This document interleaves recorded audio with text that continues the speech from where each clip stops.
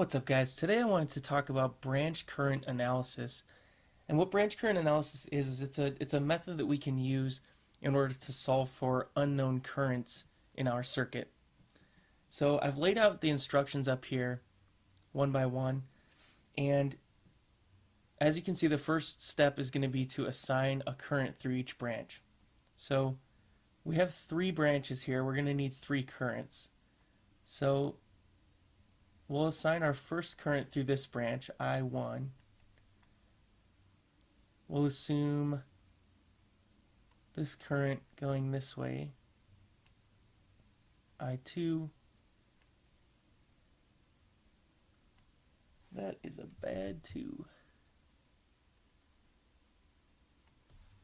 And then we'll assume I3 is going this direction.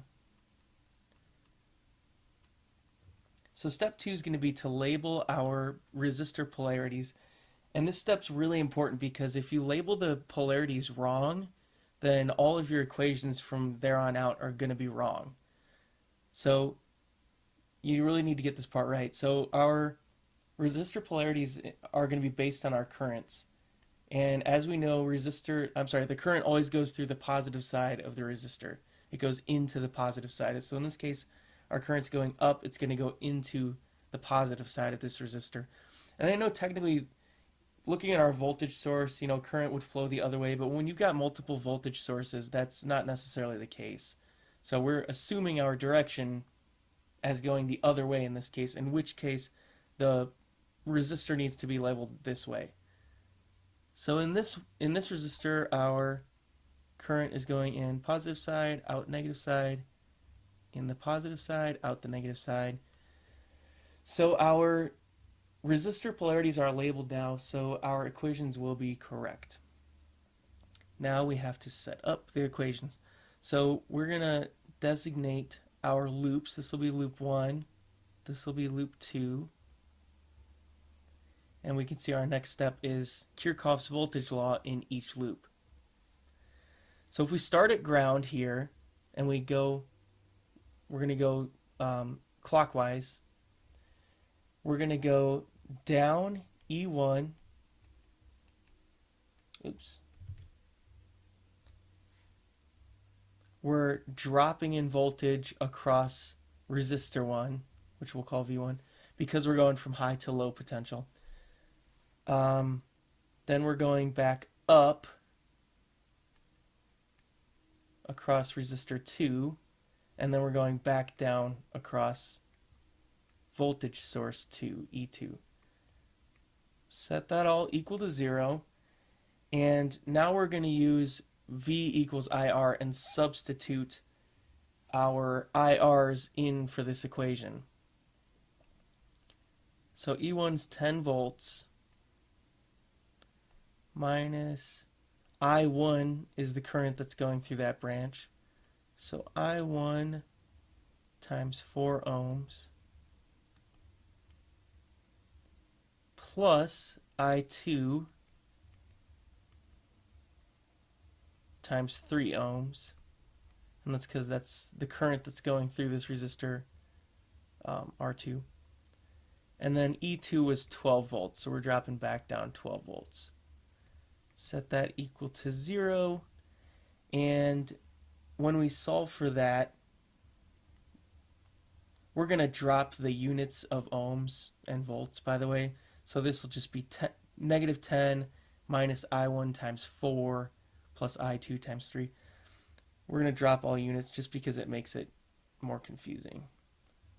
So we'll get 4I1 minus 3I2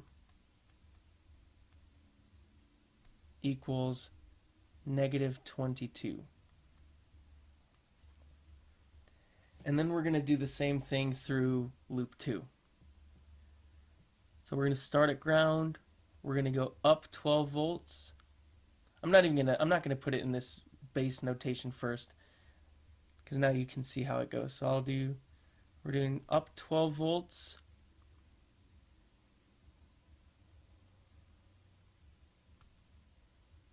Minus I2 times 3 ohms. minus I3 times 12 ohms equals 0. So we're going up the 12 volts here. We know our V equals IR, so we're going down across this resistor. So IR is I2 times R2, which is 3 ohms. That's what we have here.